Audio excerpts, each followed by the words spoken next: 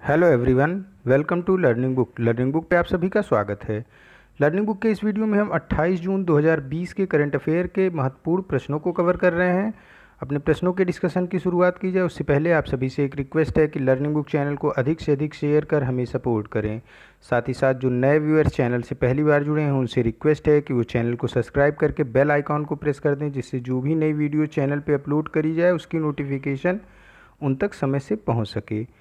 आइए फिर शुरुआत करते हैं अपने पहले प्रश्न के साथ। आज का पहला प्रश्न है, प्रधानमंत्री कृषि सिंचाई योजना के प्रति ड्रॉप मोर क्रॉप कंपोनेंट को लागू करने के लिए वर्ष 2020-21 के लिए राज्य सरकारों को कितनी धनराशि आवंटित की गई है।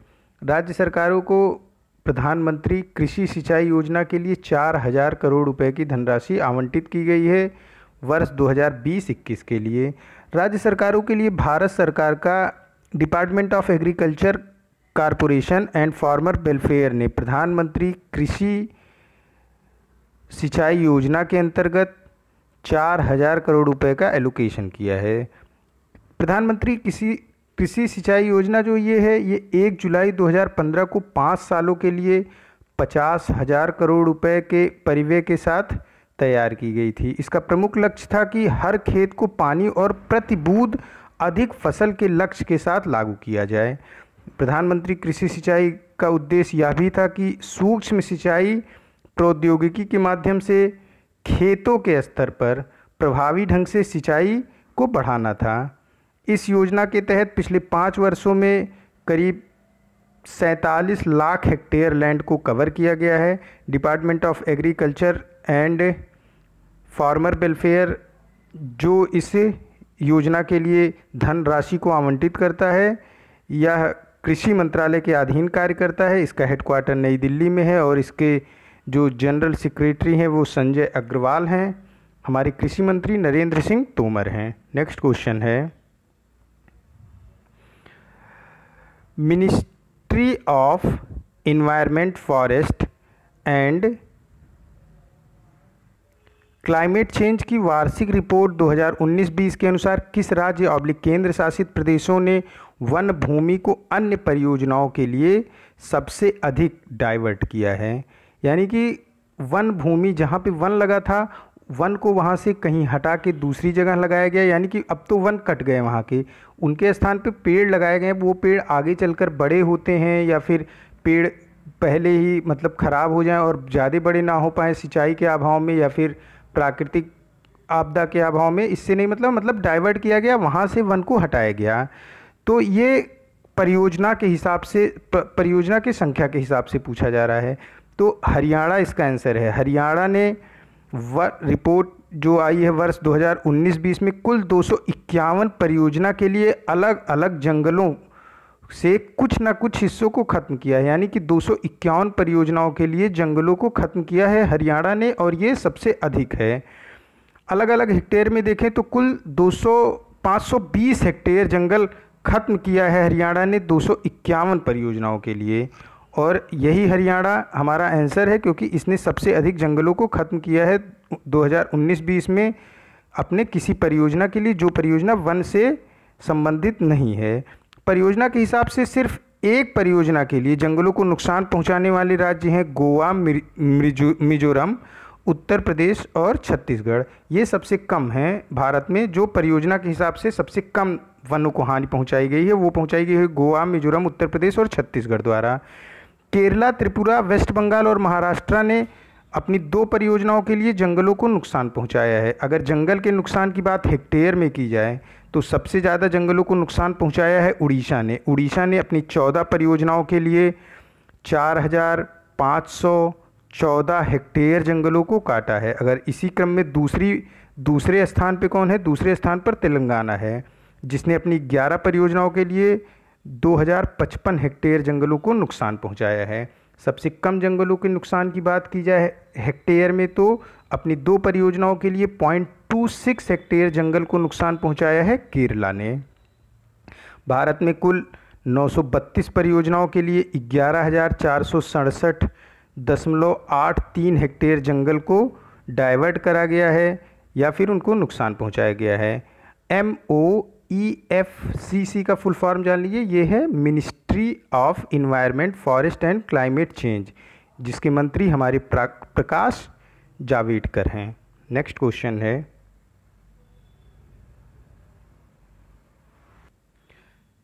दोहरी प्रणाली प्रशिक्षण योजना के तहत 12 ट्रेडों में युवाओं को प्रशिक्षित करने के लिए किस IIT ने राष्ट्रीय उर्वरक limited NFL national fertilizer limited के साथ समझौता ज्ञापन पर हस्ताक्षर किया है?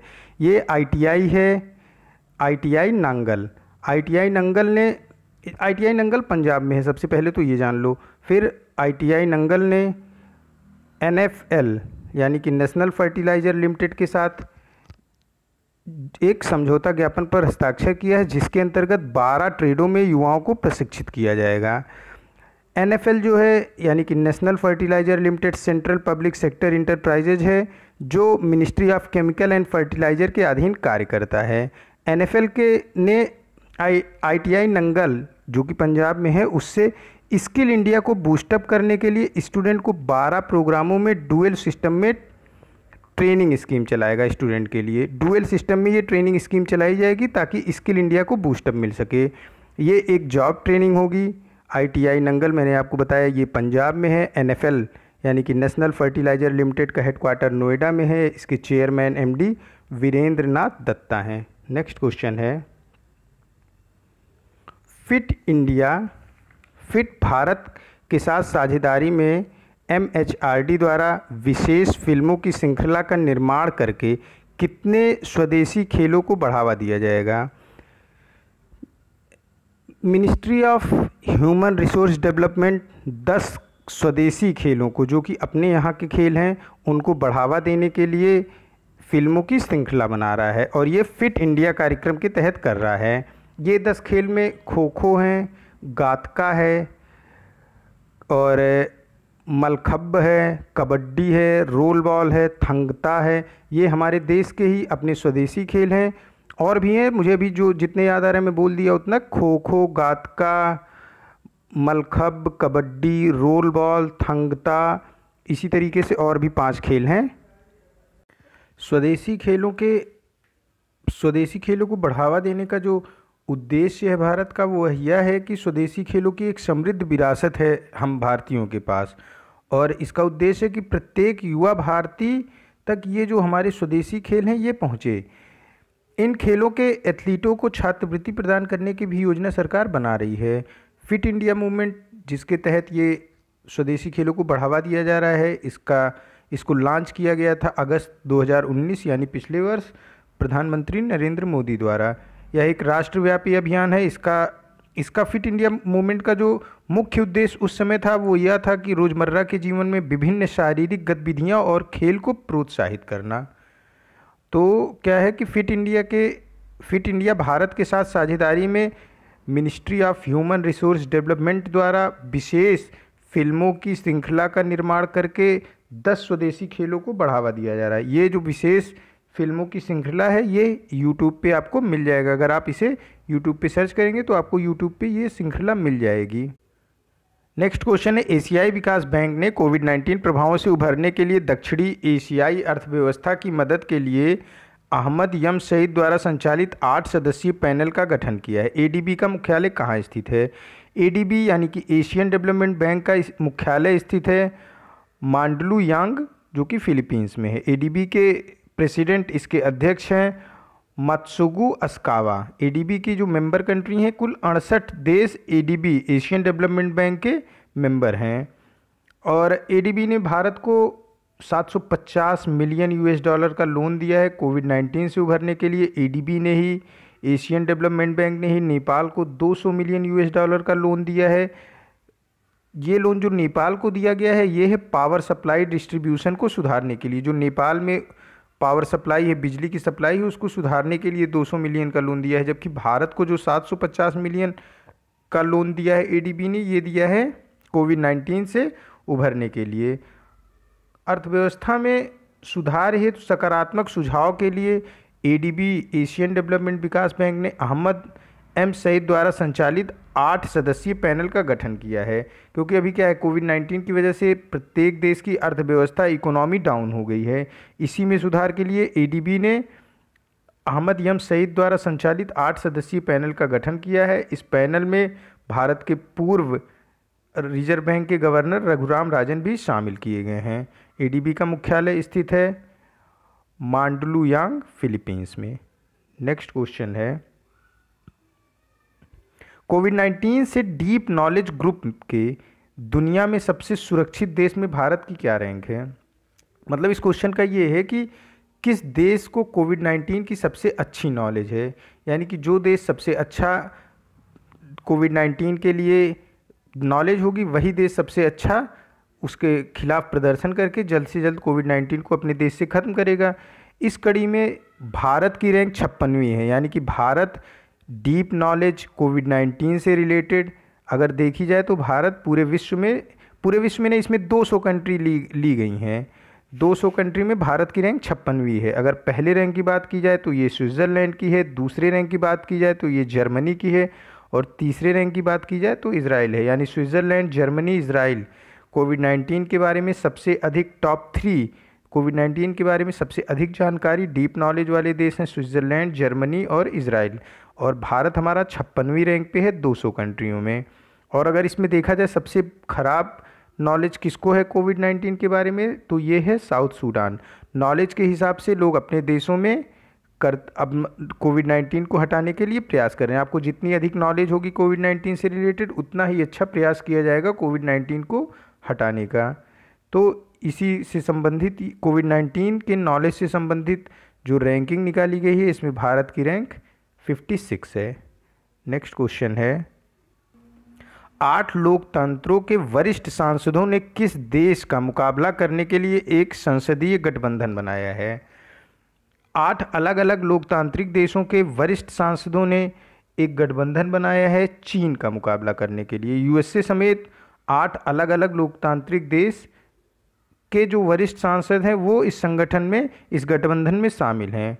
लोकतांत्रिक देश चीन के साथ कैसा व्यवहार करें, कैसा कूटनीतिक व्यवहार करें, कैसा राजनीतिक व्यवहार करें, इन्हीं सब के लिए ये 8 जो लोकतांत्रिक देश हैं इनके वरिष्ठ सांसदों द्वारा एक संसदीय गठबंधन बनाया गया है। तो ऑप्शन ए करेक्ट हो जाएगा कि 8 लोकतंत्रों यानी कि 8 अलग अलग लोकतांत्रिक देशों के वरिष्ठ सांसदों ने एक संसदीय गठबंधन बनाया है चीन का मुकाबला करने के लिए।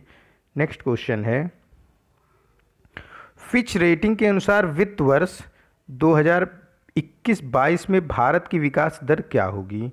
फिच रेटिंग के अनुसार भारत की जो विकास दर next financial year 2021 financial year कब से शुरू होगा? 2021-22 फाइनेंशियल ईयर शुरू होगा 1 अप्रैल 2021 से लेके 31 मार्च 2022 तक की ये बात हो रही है। ये फाइनेंशियल ईयर होगा 2021-22।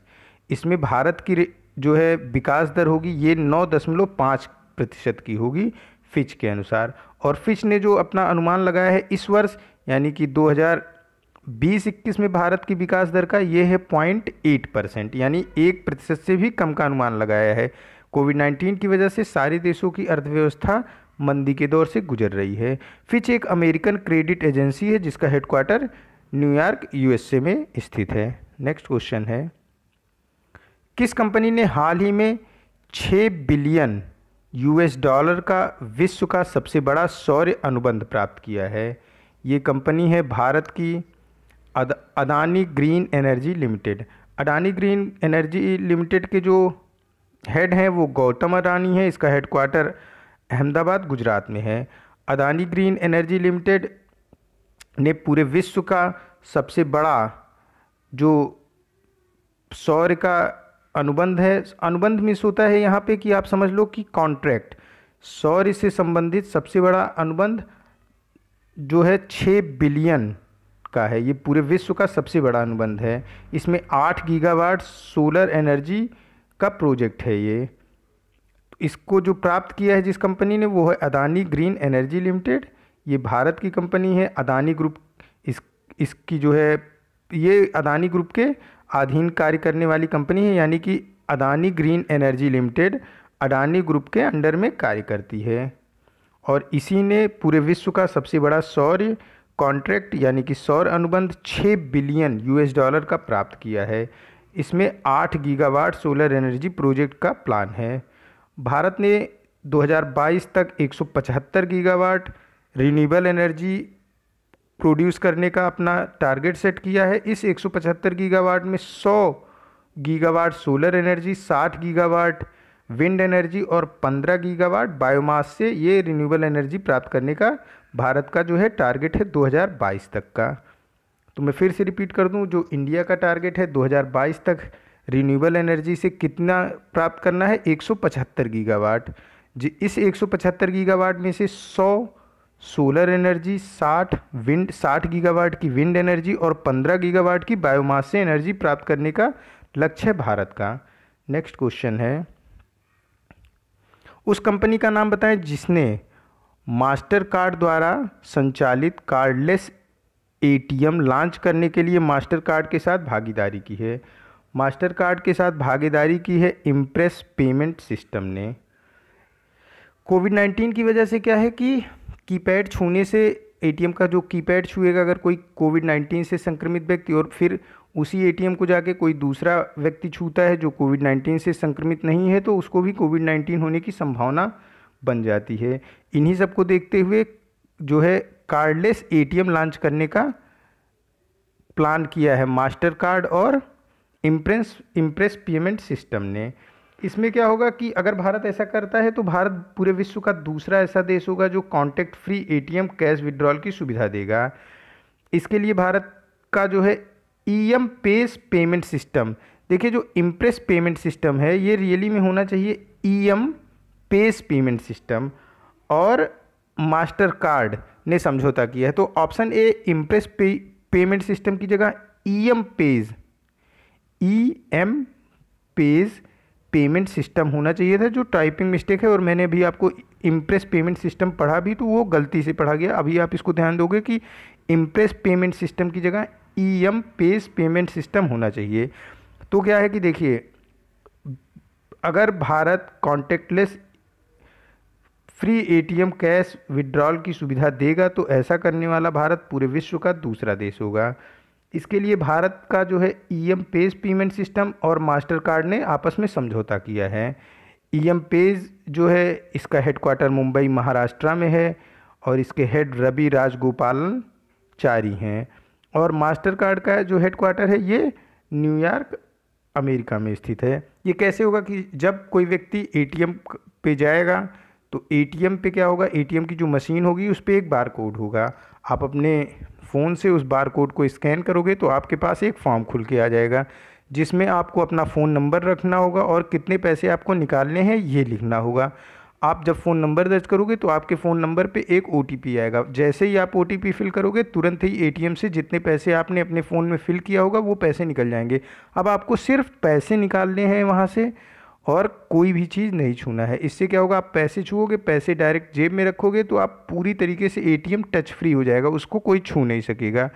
यही होता है कार्डलेस ATM सिस्टम। इसको भारत लॉन्च कर रहा है मास्टर कार्ड और EM पेज पेमेंट सिस्टम दोनों ने आपस में समझौता करके भारत में इसको लॉन्च करने का प्लान किया है। नेक्स्ट क्वेश्चन है, किस एजेंसी निगम ने TCS के साथ मिलकर अपने प्रशिक्षण भागीदारों को TCS इयॉन डिजिटल क्लासरूम तक पहुंच प्रदान की है। नेशनल स्किल डेवलपमेंट कॉरपोरेशन ने TCS इयॉन के डिजिटल क्लासरूम तक अपने प्रशिक्षण भागीदारों को पहुंच प्रदान करने के लिए TCS के साथ मिलकर जो है एक समझौता किया है। TCS क्या है, देखिए TCS है टाटा कंसल्टिंग सर्विस। ये अलग अलग एग्ज़ाम, जैसे जो बैंक का एग्ज़ाम देते हैं उन्हें पता होगा कि TCS ही उनके एग्ज़ाम को कंडक्ट कराती है। ये पूरी तरीके से डिजिटल एग्ज़ाम कंडक्ट कराती है। नेशनल स्किल डेवलपमेंट कॉरपोरेशन ने भी TCS के जो TCS इयॉन लैब है उससे समझौता किया है डिजिटल क्लासरूम के लिए। इससे क्या होगा, डिजिटल शिक्षा का मंच प्रदान किया जाएगा। देश भर के लाखों छात्रों को ऑनलाइन व्यावसायिक कौशल प्रशिक्षण प्राप्त करने में मदद मिलेगी डिजिटल शिक्षा मंच के द्वारा। इससे भारत का जो आत्मनिर्भर भारत अभियान है, मेक इन इंडिया अभियान है, FDI अभियान है, मतलब कि फॉरेन डिफेंस इन्वेस्टमेंट, जो विदेश की कंपनियां भारत में आके अपनी कंपनियों को लगा रही हैं, उन सब में जो एक ट्रेंड वर्कर होंगे, एक ट्रेंड व्यवसायिक जो होंगे, उन्हें जो है आत्मनिर्भर भारत अभियान, मेक इन इंडिया और FDI में कार्य करने में जो है सक्षम बनाया जाएगा। ट्रेंड व्यवसायिक कौशल प्रशिक्षण प्राप्त करने के बाद हो जाएगा ना। कोई विद्यार्थी है जिसे ऑनलाइन कौशल प्रशिक्षण प्राप्त किया जाएगा तो एक तरीके से ट्रेंड हो जाएगा किसी कार्य में। तो इससे आत्मनिर्भर भारत अभियान, मेक इन इंडिया और FDI, मतलब कोई विदेश की कंपनी आके भारत में लगाएगी तो उसे ट्रेंड तरीके का वर्कर मिलेगा। TCS का जो हेडक्वार्टर है ये मुंबई में है, इसके CEO और MD राजेश गोपाल नाथन है। और जो आपका नेशनल स्किल डेवलपमेंट कॉरपोरेशन है, इसका हेडक्वार्टर नई दिल्ली में है और इसके MD और CEO AM नाइक हैं। नेक्स्ट क्वेश्चन है, स्वतंत्रता सेनानियों के कल्याण के लिए गृह मंत्रालय द्वारा गठित समिति की अध्यक्षता कौन करता है? समिति की अध्यक्षता कर रहे हैं आपके किशन रेड्डी। किशन रेड्डी के साथ अन्य 9 और भी स्वतंत्रता संग्राम सेनानी हैं जो इस समिति में हैं, यानी कि कुल ये 10 लोगों की एक समिति है जिसकी अध्यक्षता किशन रेड्डी कर रहे हैं। ये समिति जो रिटायर्ड स्वतंत्रता सेनानी हैं, रिटायर्ड नहीं, जो स्वतंत्रता सेनानी यानी कि जिन्होंने भारत को स्वतंत्र कराने में योगदान दिया है, उनकी पेंशन, उनको सरकारी योजनाओं का कितना लाभ मिल रहा है, उनके लिए संग्रहालय, उनके स्मारक और सारे कार्यों की निगरानी करने के लिए ये समिति बनाई गई है गृह मंत्रालय द्वारा। हमारे गृह मंत्री अमित शाह जी हैं। तो किशन रेड्डी इसके अध्यक्ष हैं और किशन रेड्डी के अलावा 9 अन्य स्वतंत्रता संग्राम सेनानी, जो फेमस स्वतंत्रता संग्राम सेनानी हैं, वो इसके मेंबर हैं। ऑप्शन C करेक्ट हो जाएगा। नेक्स्ट क्वेश्चन है, गार्गो इंटरनेशनल का ब्रांड एम्बेसडर कौन है? गार्गो इंटरनेशनल का ब्रांड एम्बेसडर हैं सोनू सूद। सोनू सूद भारतीय सिनेमा में एक फेमस एक्टर हैं और ये फेमस एक्टर के साथ होने के साथ ही साथ कोविड-19 के दौरान इन्होंने बहुत बड़ा घर भेजो अभियान चलाया, जिसके जरिए इन्होंने लाखों प्रवासी मजदूरों को जो कि मुंबई में थे उनके घर पर अकेले दम पर पहुंचाया, उनके गृह जनपद अकेले दम पर पहुंचाया बिना किसी सरकारी मदद के। इन्होंने दसियों हज़ार बसों के थ्रू लाखों मजदूरों को उनके गृह राज्य तक पहुंचाया है। ये इन्होंने एक घर भेजो अभियान चलाया, इसमें बस का सहारा लिया इन्होंने। यहाँ तक कि असम के 180 मजदूरों को एयर इंडिया की फ़्लाइट की टिकट दी और उन्हें फ़्लाइट से असम भेजा। 177 मज़दूरों को, जो प्रवासी मज़दूर थे, उनको केरल और उड़ीसा भेजा फ़्लाइट के ज़रिए। और इनके पिता का नाम शक्ति सागर सूद है। इन्होंने शक्ति अन्न दानम ड्राइव भी चलाया, जिसमें प्रतिदिन 45,000 से अधिक लोगों को ये भोजन करा रहे हैं कोविड-19 लॉकडाउन के दौरान। तो सोनू सूद को जो है गार्गो इंटरनेशनल ने अपना ब्रांड एम्बेसडर बनाया है।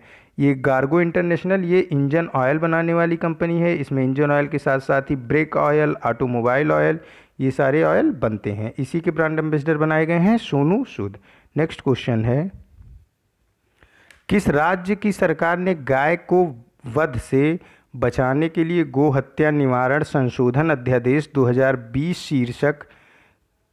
शीर्षक से अध्यादेश को मंजूरी दे दी है? गो हत्या निवारण अध्यादेश 2020 इस शीर्षक के साथ एक अध्यादेश को मंजूरी दी है उत्तर प्रदेश की सरकार ने। उत्तर प्रदेश में अब गो हत्या करने वालों को अधिकतम 10 साल की सश्रम कारावास के साथ ही साथ 5 लाख रुपए तक का जुर्माना लगाया जाएगा। और यही इस अध्यादेश में दिया गया है कि और अगर कोई पहली बार इस अपराध को करता है तो उसे 3 वर्ष की सश्रम कारावास के साथ ही साथ 1 लाख रुपए तक का जुर्माना है और अधिकतम सज़ा इसमें 10 साल की सश्रम कारावास और 5 लाख का जुर्माना है। इस समय उत्तर प्रदेश सरकार जो गो हत्या निवारण कानून अध्यादेश है उसे लागू कर दिया है उत्तर प्रदेश में। उत्तर प्रदेश का राजकीय पशु बारहसिंघा है, जबकि उत्तर प्रदेश का राजकीय पक्षी सारस क्रेन है। नेक्स्ट क्वेश्चन है, किस देश ने कृत्रिम क्षेत्र में अंबरनाया नदी साइबेरिया में बड़े पैमाने पर ईंधन रिसाव के बाद राष्ट्रीय आपातकाल की घोषणा कर दी? राष्ट्रीय आपातकाल की घोषणा करने वाला देश रूस है। रूस ने रूस के राष्ट्रपति व्लादिमीर पुतिन हैं।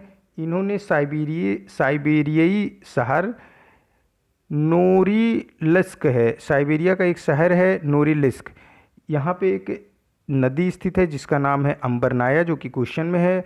अंबरनाया नदी में लगभग 20,000 टन डीजल का रिसाव हुआ और इसके बाद ही तुरंत रूस के राष्ट्रपति व्लादिमीर पुतिन ने वहाँ पे आपातकाल की स्थिति घोषित कर दी। पर्यावरण के जानकार जो हैं उनके अनुसार आर्कटिक क्षेत्र में अब तक का सबसे अधिक पर्यावरण को नुकसान पहुंचाने वाला यही कार्य हुआ है कि वहाँ पे एक 20,000 टन का डीजल रिसाव हो गया है अंबरनाया नदी में। रूस की कैपिटल मॉस्को है, रूस की करेंसी रूबेल है और यहाँ के प्रेसिडेंट व्लादिमीर पुतिन है। ये आज का लास्ट क्वेश्चन था। मिलते हैं नए करंट अफेयर के साथ नेक्स्ट वीडियो में। Keep study on learning book. Thank you for watching this.